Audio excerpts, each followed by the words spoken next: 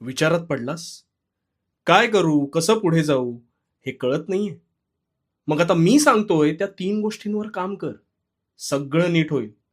सगळ्यात आधी तू मोहाच्या सापळ्यात अडकतोस. कायम ध्यानात ठेव, प्रत्येक चकाकणारी गोष्ट ही सोनं नसते आणि या चकाकणाऱ्या गोष्टींकडे आकर्षित होऊन तू एक दिवस धडपडतोस.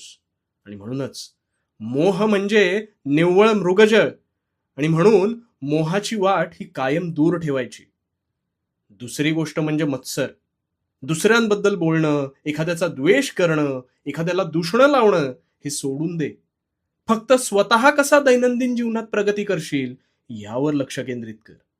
कारण मत्सर पुन्हा फिरून तुलाच भेटतो. याला माझा कर्माचा फेरा म्हणतात. आणि तिसरी गोष्ट ती म्हणजे क्रोध. अगदी क्षुल्लक कारणास्तव तुझा क्रोधाग्नी होणं बंद कर. कुठलीही परिस्थिती शांतपणे हाताळायला शिक.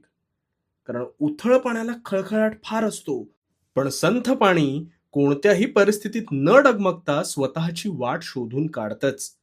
म्हणून संथ पाण्यासारखा राहा, शांत आणि पारदर्शक. आता या 3 गोष्टी अंमलात आण आणि मग बघ, तुझी भरभराट नक्की होईल. आणि हो, भिवू नकोस. भिवू नकोस, कारण मी तुझ्या पाठीशी आहे. भिवू नकोस, मी तुझ्या पाठीशी आहे.